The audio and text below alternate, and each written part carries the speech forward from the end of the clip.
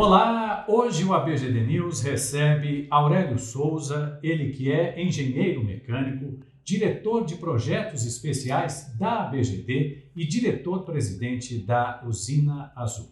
Aurélio, seja muito bem-vindo, obrigado pela gentileza de aceitar o nosso convite. E a primeira pergunta que eu lhe faço é como é que você fez essa opção pela engenharia? Bom, obrigado, Mauro. Prazer estar aqui, prazer poder contribuir com o ABGD News. É sempre bom poder falar um pouco da sua história, das coisas que a gente fez na vida nesse caminhar.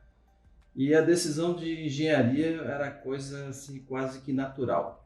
Eu adorava abrir eletroeletrônicos. Eu tinha um histórico de abrir e não conseguir fechar de volta quando era pequeno. Mas abria. Mas abria e com o tempo eu ficava fascinado como as coisas funcionavam. Então eu tinha muita curiosidade. Abria motor, abria geladeira, abria micro-ondas, abria tudo que era eletroeletrônico, eu abria e conseguia botar de volta. Meu histórico foi melhorando com o tempo. Então, naturalmente, essa coisa de entender o funcionamento das coisas me levou a fazer engenharia.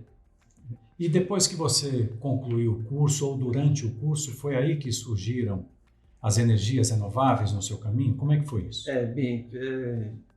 Isso começa bem antes disso, porque minha família vem do interior da Bahia, uma parte dela. E eu sempre estive muito junto da minha avó, que morava em fazenda e tal. Então eu sempre gostei do fogão a lenha, sempre gostei dessa coisa da energia no meio rural, como é que levava energia, essas coisas todas. E um dia eu me dei conta que aos 14 anos eu já desenhava as casas com painel solar em cima.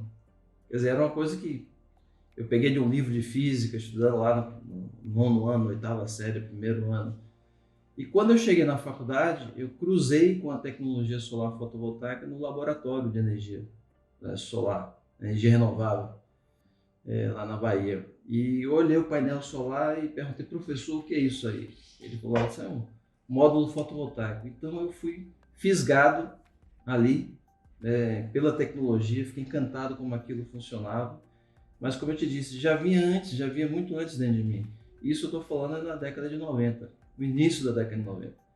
Então eu comecei a trabalhar com energia solar, porque cruzei com a tecnologia, mas isso já estava dentro de mim. Como eu poderia levar energia para o meio rural, levar energia para as pessoas que não tinham acesso à energia, porque eu vivia isso na minha família, lá, com minha avó. Apesar de morar no interior, na cidadezinha já tinha eletricidade, mas na fazenda não tinha. Então você vê que a história está interligada com o que a gente vem fazendo desde criança. E qual é a importância da sua avó? Qual é o nome dela? Eulina. Eulina, da dona Eulina, na trajetória do Aurélio Souza. Minha avó foi um marco para mim, assim, de uma pessoa austera, uma pessoa muito carinhosa comigo, muito correta, muito dedicada, trabalhadora, pessoa do campo e assim, fez um esforço muito grande para já fazer um movimento do meu pai sair da fazenda, vir trabalhar na cidade, estudou medicina, então assim, foi o primeiro que quebrou sempre tem um na família, né, que faz faculdade, primeiro, que sai daquela coisa de ninguém nunca fez faculdade, ninguém nunca se formou. Meu pai é esse cara que quebrou essa linha, né, essa linhagem, mas muito por força da minha avó, que foi uma mulher que peitou lá nos anos 40, né? Meu pai nasceu mais ou menos nessa época, 40, 50. Disse, não, meu filho vai estudar na capital, vai ser médico. E assim foi. Então eu já sou da primeira geração que nasci na cidade, na capital, em Salvador.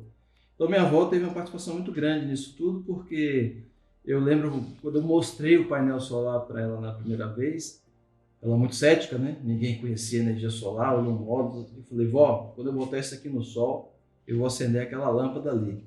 Ela olhou, não queria desacreditar no neto, mas no momento que eu acendi a luz, os olhos dela brilharam, meu filho, você vai ficar rico. E a riqueza é ver essa alegria nas pessoas, não é a riqueza material, é a riqueza de chegar numa comunidade na Amazônia, chegar no sertão, botar luz na casa das pessoas, bombear água, levar energia para a escola e ver as pessoas, assim, senhores e senhoras, chorar na sua frente, te agradecer pelaquela energia que está chegando ali, que vai criar uma série de dinâmicas novas na comunidade. Aurélio, qual é o tamanho da gratidão que você tem pela tua avó, por esse exemplo que ela dá para todos nós? Minha avó é uma paixão, né? E vice-versa. Assim, a gente tem aqueles parentes, olha, todo mundo se ama, é família, todo mundo se gosta, briga, ama, mas com minha avó existia uma coisa muito especial, assim, uma conexão muito forte com ela. Primeiro neto, primeiro bisneto, filho do filho único dela. Então, assim, eu cheguei num lugar, ocupei um lugar muito especial para minha avó. E vice-versa. Assim, minha avó era uma paixão. Então, assim, foi realmente vamos dizer, uma linha, né?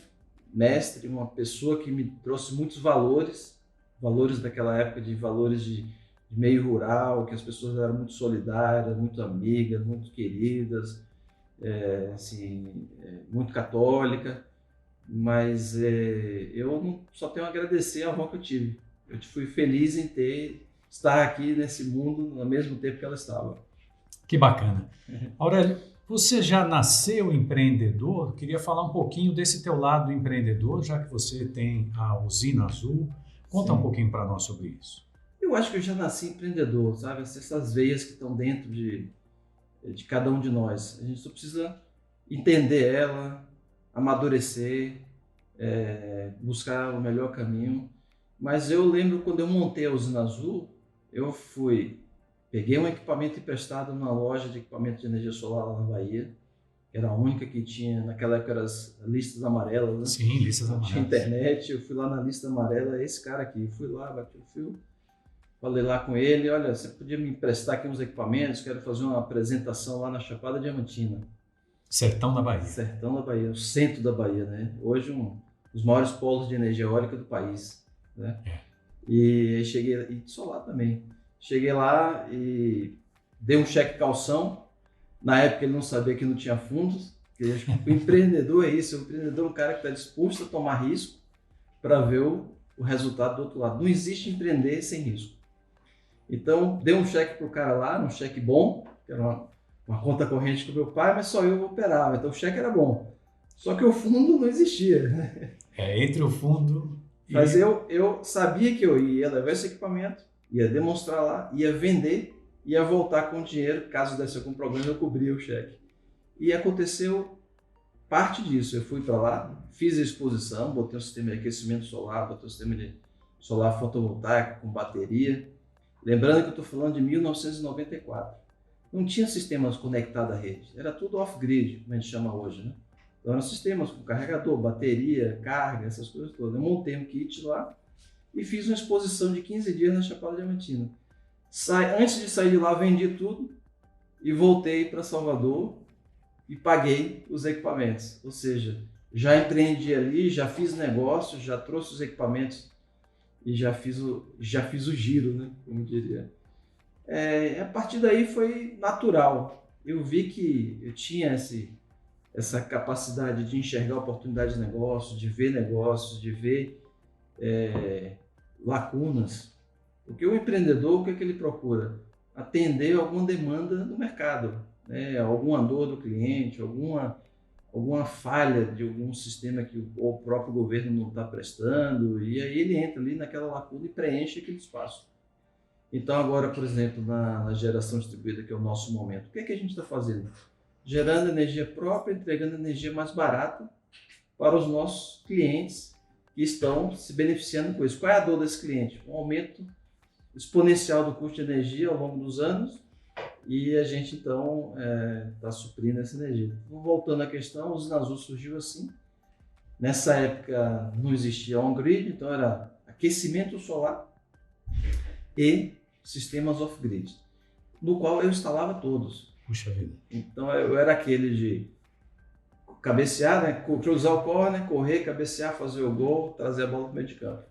Então eu carregava os equipamentos, fazia a instalação, subia nos telhados. Então isso me fez aprender muito sobre a ponta lá com o cliente, o relacionamento com o cliente, entender ele. Tive que fazer toda a gestão desses projetos. Então eu acabei virando realmente um empreendedor nessa área. Tive várias empresas ao longo desses anos, alguns abri, alguns fechei, alguns vendi, algumas mantenho até hoje, que é o caso da Usina Azul. E hoje, o que a Usina Azul faz exatamente? Qual é o negócio dela hoje? Já são quase 30 anos ligados a isso, né? Então, 30 anos, mas outro dia eu escutei uma expressão bem interessante, que a Usina Azul se manteve assim como uma startup de 30 anos. Porque como eu sempre tive muito na frente do mercado, veja que eu estava falando de solar em 1992. Não tinha marco, o marco veio quase 30 anos depois. Exatamente. 2012, né? 2012, 20 anos depois veio o marco. E agora, que a gente está em 2022, 30 anos depois, é que estamos vendo esse boom, né? Então a Usina Azul ela sempre se reinventa, porque minha cabeça é muito inquieta com relação a isso. Eu vejo muita oportunidade, às vezes uma falha, quero fazer tudo, não dá, né? Mas assim, eu diria hoje que a gente é uma empresa de soluções de energia, e aí a gente vai buscar qual é a solução mais adequada para aquele cliente. Uma consultoria. Uma consultoria, então uma consultoria, uma engenharia, e como dizer, uma conexão com fornecedores no mercado. Raramente a gente vende equipamentos, a gente vende mais a solução. E aí traz o parceiro que fornece o equipamento, traz o parceiro que preenche uma lacuna que a gente não tem. Então, o que a gente está se concentrando? Na inteligência do negócio. Gerar o negócio. É montar uma usina solar? Beleza, vamos montar uma usina solar. O que eu preciso? Bom, eu preciso do fornecedor, preciso do financiamento, preciso de alguém do regulatório, preciso de alguém que vai identificar as áreas. Então, a gente faz essa gestão desse projeto. Então, eu diria, consultoria e engenharia é o nosso carro-chefe. E aí tem muitas consultorias, não só no Brasil, né? Consultorias internacionais também. Talvez a gente chegue nesse ponto, mas eu andei pela África, andei pela América Latina, fiz projetos na Amazônia, no Sertão, sempre nessa linha. Eu queria trazer agora um pouquinho a nossa conversa, Aurélio, para algo muito triste que aconteceu recentemente no nosso país, que foi a execução do Dom Phillips e do Bruno. Eu sei que você andou por ali, eu queria te ouvir um pouco sobre esse fato em si, que eu não poderia deixar de te perguntar isso, e também saber da tua chegada na Amazônia. A gente fora do ar conversou, você passou por onde eles passaram. Conta um pouquinho para nós. Eu como ambientalista também, né? Porque sempre tive ligado à questão do meio ambiente, assim, para mim é super importante como a gente lida com essas questões ambientais. Senti muito também, apesar de não conhecê-los pessoalmente, mas aquelas rotas ali são rotas que eu já fiz e faço. Há um mês e meio atrás, eu estava muito próximo dali, no sul do Amazonas, em Rondônia, Roraima também. São projetos que estão corriqueiros, estão andando, estão em curso, quero dizer. E fico muito triste quando eu vejo isso.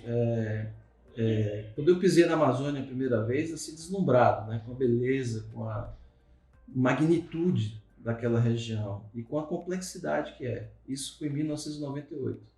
Era doido para ir para a Amazônia, queria ir, mas não tinha oportunidade, é muito caro ir para lá. É mais barato ir para Miami que pegar um voo às vezes para Manaus, dependendo da época do ano. E todos os projetos que eu tenho feito e faço na Amazônia tem sempre um parceiro local que faz um meio de campo entre a comunidade. Então é uma ONG, normalmente um instituto, uma associação, uma fundação.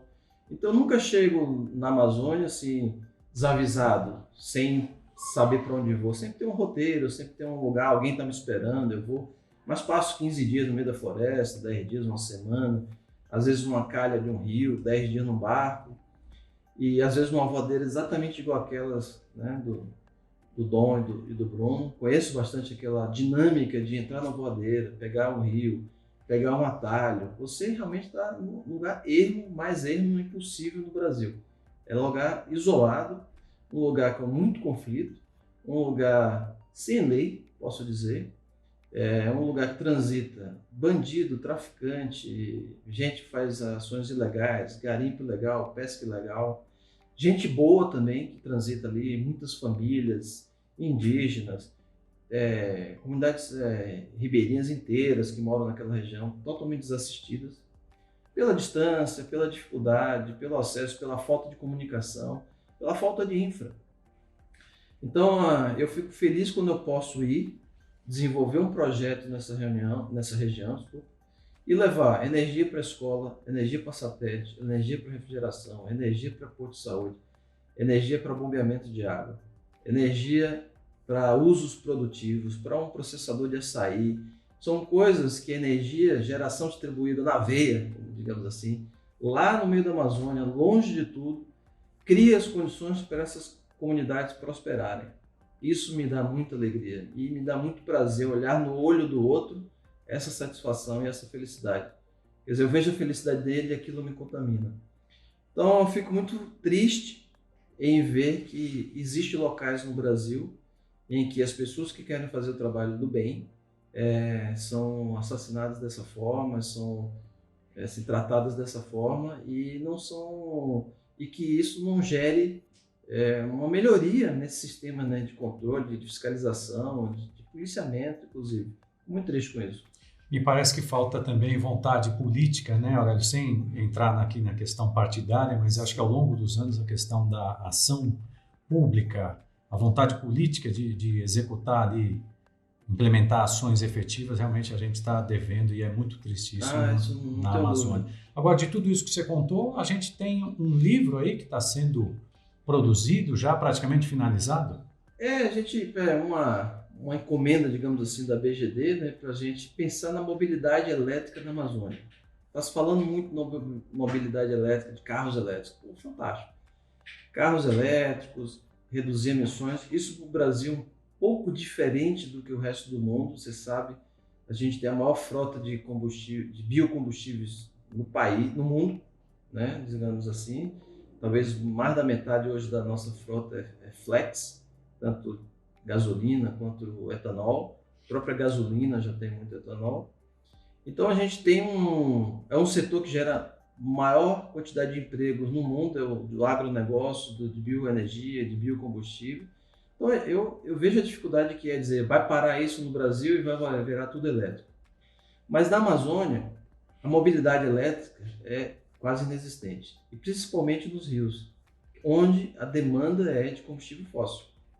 Então a gente está produzindo um livro em que a gente reuniu todas essas informações e oportunidades de negócio que existe para eletrificar a mobilidade fluvial, digamos assim, para pequenas distâncias, para levar alunos para a escola, para fazer um atendimento médico, para fazer viagens de percursos mais próximos, em que você não tem dias e mais dias e mais dias de embarcação, né? Que tem. Sim. Tem trajetos que levam um mês lá, né? 20 dias, 21 dias, 30 dias. Mas para trajetos que levam horas, isso casa muito bem com o armazenamento de energia em baterias e barcos elétricos. Então o livro que a gente está preparando, que imagino que vai ser lançado em breve, é sobre isso, contando essa história, né? Qual é a oportunidade que a gente tem na Amazônia de eletrificar esse modal de transporte fluvial para comunidades ribeirinhas que fazem transportes de pessoas e cargas, mas de volume pequeno, que casa muito bem com essa demanda de barcos elétricos de pequeno porte. Então, eu espero que isso ajude a acelerar essa política pública nos estados lá do norte, para que a gente precisa realmente desse marco regulatório favorável pela eletrificação rural. Não só os carros, mas os carros sim, mas os barcos mais ainda. Por conta de escala, por conta da inexistência de uma indústria pronta para isso. Lá fora você já vê um movimento muito grande disso. Então a gente tem que, você vê, eu sempre muito na frente, muito pioneiro nas coisas. Então, isso é muito difícil de implementar. Tudo que você está muito na frente e o mercado não vem junto, é difícil de acontecer no curto prazo. Veja que a solar, por exemplo, está acontecendo agora. E eu estou há 30 anos mexendo com isso. Então, o livro vai sair em breve, a gente deve voltar aqui para falar sobre o livro. Com certeza, já fica aí o convite para o Aurélio voltar aqui para o ABGD News. Aurélio, falamos do Brasil. Antes de falar um pouco do cenário nacional, eu queria ir para fora, para o exterior, para falar um pouco dessa tua experiência em outros países. Como é que foi isso? A importância disso na construção do Aurélio como profissional, do Aurélio como pessoa e do Aurélio também como empreendedor. Bom, é aquilo, nada é por acaso, né? Você está no lugar, na hora e assim, as oportunidades aparecem na sua frente. Você tem que abraçar ou não e viver com isso. E eu sempre fui daquele de abraçar, né? Assim, muito curioso, vou ver. E assim, nos anos 2000, principalmente 2001, né? Eu tinha um filho que estava com 3 meses de idade, estava nascendo, estava lá fazendo mestrado. Estava trabalhando meio período numa ONG internacional e tocando usina Azul. Você vê que não era Nada simples. E nem monótono, não era? Muito menos. Não. Era de manhã, de tarde, de Onde noite. é que você está fazendo mestrado? Em Salvador. Salvador. Fazendo mestrado na universidade lá, na Unifax, e o foco era a eletrificação rural. E eu trabalhava meio período numa ONG ligada à família Rockefeller, chamava-se Win-Rock, era o nome de Winthrop Rockefeller, Win-Rock. E a sede dessa ONG era em Salvador. E a sede internacional era nos Estados Unidos, óbvio. E a Win-Rock tinha uma ação global. E foi quem me lançou nesse mercado internacional. Então, os países que eu visitei na África logo no primeiro momento eram países que falavam português. Então, Angola, Moçambique, né? E o primeiro ponto de chegada foi em Moçambique. E como é que isso me impactou, me fortaleceu e criou o Aurélio que é hoje? É vendo que as dificuldades que eles tinham lá não era nada diferente das dificuldades que o nosso sertanejo aqui tinha, que o nosso povo da Amazônia tinha. Era uma falta de energia, uma falta de política pública, uma falta de assistência realmente básica, né, para manutenção da vida. E eu lembro chegando no aeroporto e pegando um táxi, e eu sentei no táxi, e quando eu olhei para baixo assim, um táxi velho, imagine, na África, anos 2000, e o assoalho do carro era um buraco. Então eu vi o asfalto passando ali por baixo, pisava assim do lado, e o cara olhava para mim, dava risada, falava, só não bota o pé no buraco. Não põe o pé no buraco. Então aquilo eu vi como o povo estava ali, assim, resistindo, uma resiliência muito grande. Eu cheguei em Moçambique num período pós-guerra, tudo destruído, muita marca de bala, muita marca de destruição. O que eu vejo agora, por exemplo, nessa guerra da Ucrânia também, que é outra coisa assim, horrível, pleno século XXI, a gente está com guerra lá na Europa. Então, mas aí voltando, então eu tive o prazer e vivi essa viagem para Moçambique intensamente. Não foi fácil, eu passei quase um mês longe da família, era muito aventureiro naquela época. Hoje eu pensaria 2 vezes por conta da idade, enfim, mas assim, tive arma apontada na cabeça, tinha dias que não tinha onde comer, tinha dias que tinha que pegar carona porque o carro quebrou, andei de avião, de ônibus, de bicicleta, de moto, a pé. Então foi uma aventura realmente em Moçambique. Rodei o país de norte a sul esse mês, várias vezes, 2 vezes ameaçado com arma mesmo na cabeça, assim, né?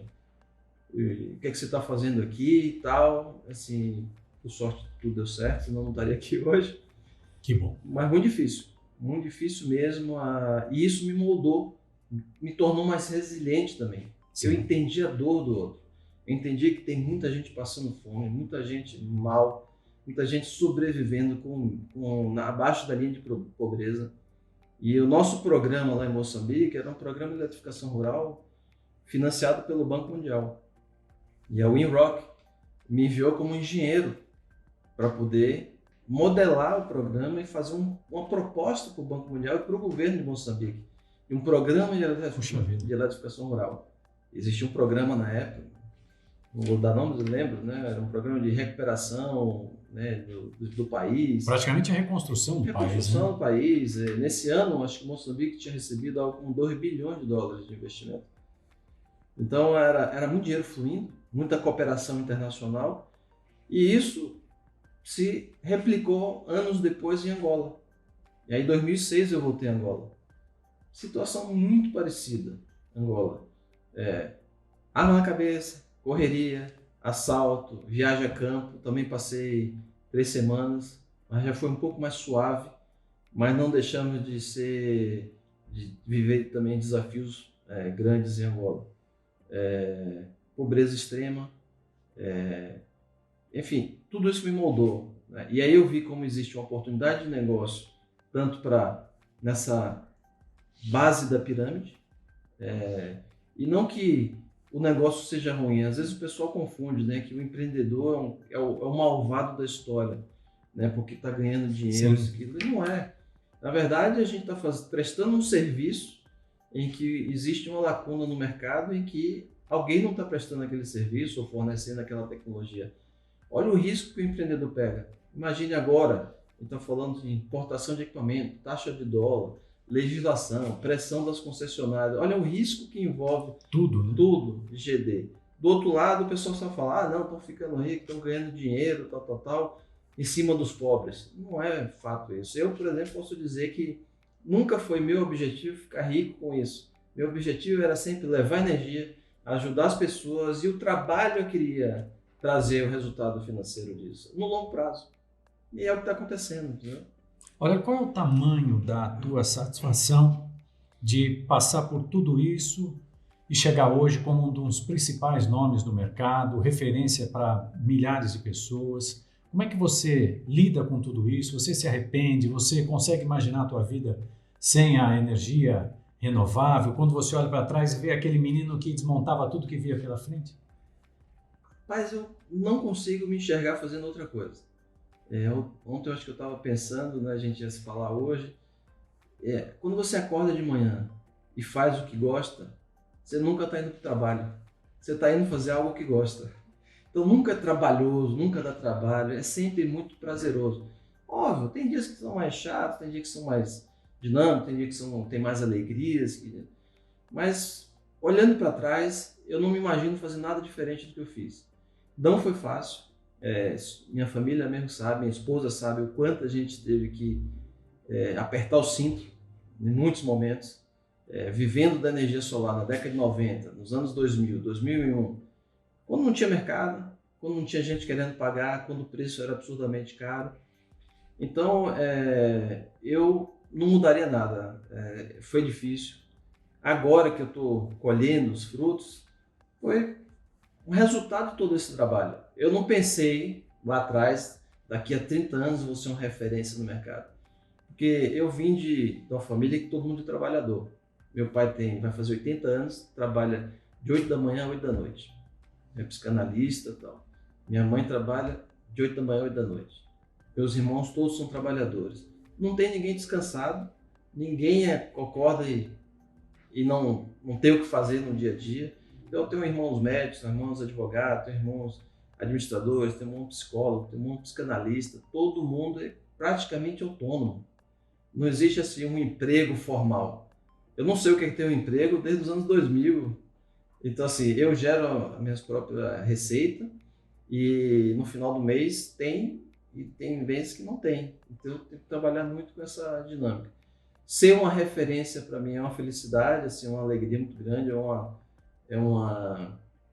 como eu diria, uma realização, Sim. Talvez, mas assim, não é algo que eu fico pensando, sabe? Ou a gente se encontrou num evento há pouco tempo atrás e alguém comentou, disse, pô, você é um cara bem querido no mercado.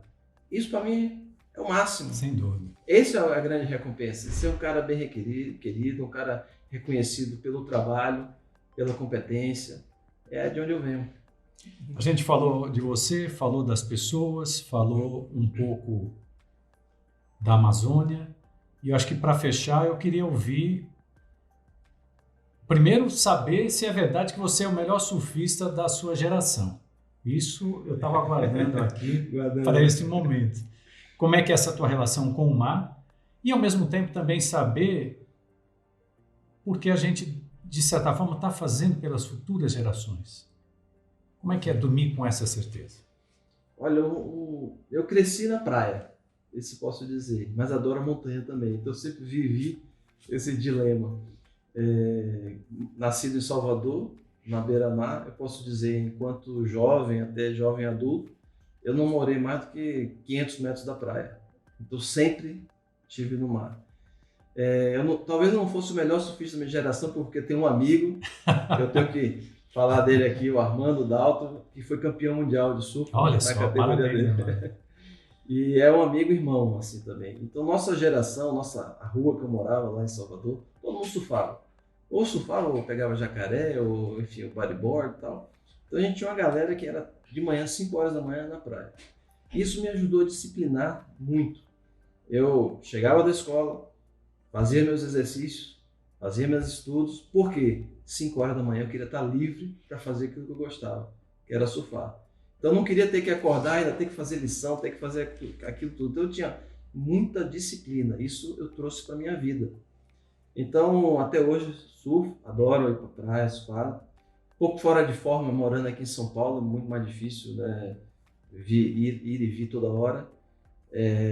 Mas sim, me lembro dos momentos de estresse, assim, na nossa vida jovem, quando você vai fazer vestibular, é um momento que você está super estressado, né? Vou passar, não vou passar, e aquela matéria, aquele estudo, aquela pressão, tem que entrar no vestibular. Pelo menos eu passei por essa fase tranquilo, porque quando eu estava estressado eu ia surfar. E aí eu voltava tranquilo, ia fazer minha prova, me dava super bem, porque eu já tinha assimilado o conhecimento da escola. Então eu fui muito disciplinado, Mauro, mas nunca deixei de fazer as coisas que eu gostava. Teve a fase do surf, teve a fase das trilhas na Chapada Diamantina, trilhei muito, a gente acabou não falando um pouco do sertão, mas rodei muito o sertão nordestino, também vi essa pobreza aí de perto, ajudei a levar água, ajudei a levar energia, enfim. Então o mar me ajudou muito, o contato com a natureza me ajudou muito, porque é onde eu recarrego minhas baterias, é onde eu entro em sintonia com essa energia maior, dessa vibração do planeta, né? Então eu acho que a mensagem que eu deixo para essa geração, né, e para as futuras vamos cuidar da nossa casa, vamos cuidar do meio ambiente. Ele só vai nos devolver coisa boa. E para fechar, Aurélio, eu quero, antes de tudo, te agradecer, te dar parabéns por essa trajetória, que é um exemplo a ser multiplicado, não resta a menor dúvida em relação a isso, nas frentes todas que você atuou, em defesa do sertanejo, dos ribeirinhos da Amazônia, dos índios da Amazônia, e um trabalho que você ainda vai tocar por muitos, muitos anos. Graças a Deus, é um privilégio poder ter conversado com você dentro aqui do ABGD News. Queria, para fechar, ouvir a tua perspectiva para os próximos anos em relação à geração própria de energia, a geração distribuída. Eu que agradeço, né, a oportunidade de estar aqui e contar essa história. Assim, pouca gente sabe dos detalhes, né? Talvez nem sabia que eu era surfista, né? Então, na época eu gostava de dizer, eu pego onda, não sou surfista, que tinha uma certa diferença, né? Mas a geração própria de energia veio para ficar. Não existe outro caminho, ponto. Não existe. Pode ter marco regulatório que mude, pode ter pressão das concessionárias, pode ter mudanças aí na legislação, mas essa locomotiva em prol da geração própria de energia, a geração com fontes renováveis, redução das emissões, retirar o fóssil da geração de energia global, é um caminho sem volta. Então, se alguém está preocupado, não, vamos esperar um pouco mais, ver se a tecnologia melhora, ver se o marco muda, está perdendo tempo. A hora é agora. A gente não precisa esperar até 2050, quando a gente já vai ter um mundo muito mais degradado, se a gente não agir agora, para poder tomar as iniciativas. Então, hoje o setor que mais gera emprego no mundo é o setor da geração distribuída. Solar é o principal deles. Solar, estava vendo os números agora da Agência Internacional de Energia Renovável, ERENA, quase 4 milhões de empregos gerados só em 2020, só energia solar. Aí tem eólica, tem bioenergia, você tem as microcentrais hidrelétricas, tem a bioenergia, inclui biogás. Sim. Lembrar que a BGD, a gente foca muito no solar, porque realmente solar é aquela que cresceu mais, é mais fácil de implantar, mas a gente está aí para abraçar biogás, biodigestão, bioenergia, pequenas centrais, eólica, vem aí o armazenamento de energia. Então, a minha leitura desse mercado é que é um mercado que está começando. A gente tem muito ainda por fazer. 13%, 15% da energia global ainda de origem fóssil.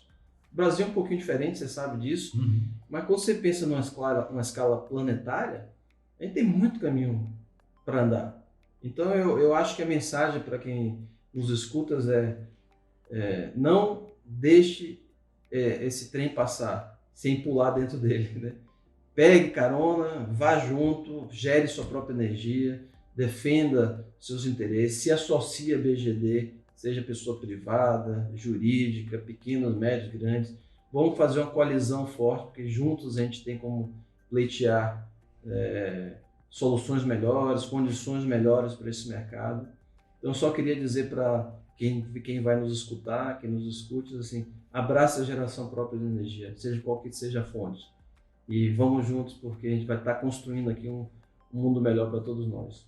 E o sol é de graça. O sol é de graça e está aí para todos, e nasce todo dia. Obrigado, Aurélio. Fica com Deus. Obrigado mais uma vez. Mauro.